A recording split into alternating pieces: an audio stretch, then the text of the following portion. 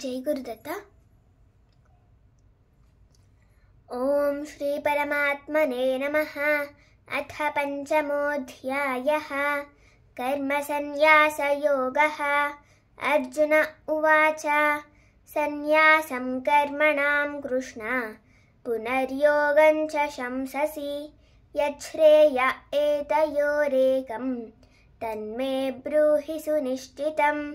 श्रीभगवानुवाच सन्न्यासः कर्मयोगश्च निःश्रेयसकरावुभौ तयोस्तु कर्मसन्न्यासात् कर्मयोगो विशिष्यते।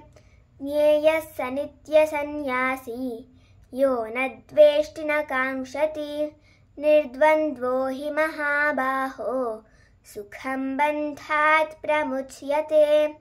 सांख्ययोगौ पृथक् बालाः प्रवदन्ति न पण्डिताः एकमप्यास्थितः सम्यक् उभयोर्विन्दते फलम्। यत्साङ्ख्यैः प्राप्यते स्थानं तद्योगैरपि गम्यते। एकं साङ्ख्यं च योगं च यः पश्यति स पश्यति। सन्न्यासस्तु महाबाहो दुःखमाप्तुमयोगतः योगयुक्तो मुनिर्ब्रह्मा न चिरेणाधिगच्छति। योगयुक्तो विशुद्धात्मा विजितात्मा जितेन्द्रियः सर्वभूतात्मभूतात्मा कुर्वन्नपि न लिप्यते।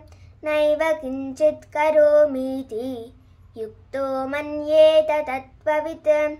पश्यन् शृण्वन् स्पृशन् जिघ्रन् अश्नन् गच्छन् स्वपन् श्वसन् प्रलपन् विसृजन् गृह्णन् उन्मिषन् निमिषन्नपि इन्द्रियाणीन्द्रियार्थेषु वर्तन्त इति धारयन्। ब्रह्मण्याधाय कर्माणि सङ्गं त्यक्त्वा करोति यः लिप्यते न स पापेन पद्मपत्रमिवाम्भसा। कायेन मनसा बुद्ध्या केवलैरिन्द्रियैरपि योगिनः कर्म कुर्वन्ति सङ्गं त्यक्त्वात्मशुद्धये। युक्तः कर्मफलं त्यक्त्वा शान्तिमाप्नोति नैष्ठिकीम्। अयुक्तः कामकारेण फले सक्तो निबध्यते।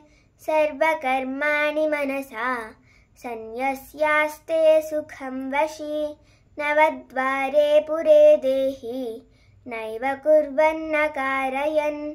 न कर्तृत्वं न कर्माणि लोकस्य सृजति प्रभुः।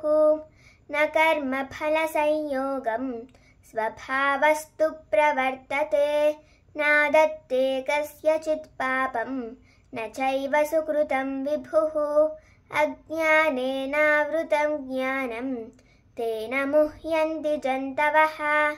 ज्ञानेन तु तदज्ञानं येषां नाशितमात्मनः तेषामादित्यवज्ञानं प्रकाशयति तत्परम्। तद्बुद्धयस्तदात्मानः तन्निष्ठास्तत्परायणाः गच्छन्त्य पुनरावृत्तिं ज्ञाननिर्धूतकल्मषाः।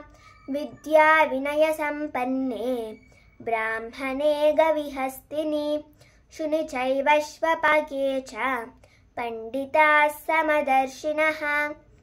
इहैव तैर्जितः सर्गः येषां साम्ये स्थितं मनः। निर्दोषं हि समं ब्रह्म तस्मात् ब्रह्मणि ते स्थिताः। न प्रहृष्येत् प्रियं प्राप्य नोद्विजेत् प्राप्य च प्रियं। स्थिरबुद्धिरसम्मूढः ब्रह्मविद् ब्रह्मणि स्थितः। बाह्यस्पर्शेष्वसक्तात्मा विन्दत्यात्मनि यत्सुखं स ब्रह्मयोगयुक्तात्मा सुखमक्षयमश्नुते।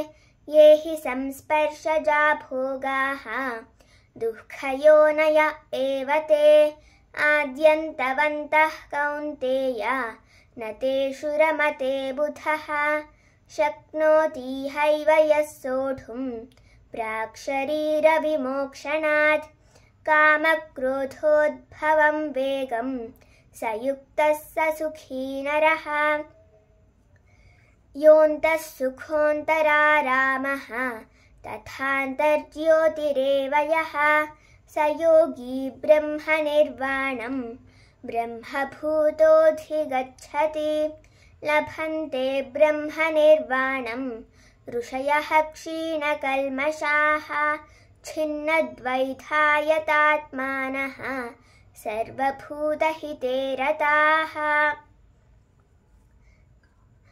कामक्रोधवियुक्तानां यतीनां यतचेतसाम् अभितो ब्रह्मनिर्वाणं वर्तते विदितात्मनां स्पर्शान् कृत्वा बहिर्बाह्यान् चक्षुश्चैवान्तरे भ्रुवोः प्राणापानौ समौ कृत्वा नासाभ्यन्तरचारिणौ यतेन्द्रियमनोबुद्धिः मुनिर्मोक्षपरायणः विगतेच्छाभयक्रोधः यः सदा मुक्त एव सः भोक्तारं यज्ञतपसां सर्वलोकमहेश्वरं सुहृदं सर्वभूतानां ज्ञात्वा मां शान्तिमृच्छति। ॐ तत्सदिति श्रीमद्भगवद्गीतासु उपनिषत्सु ब्रह्मविद्यायां योगशास्त्रे श्रीकृष्णार्जुनसंवादे कर्मसन्न्यासयोगो नाम 5मोऽध्यायः। जय गुरुदत्त।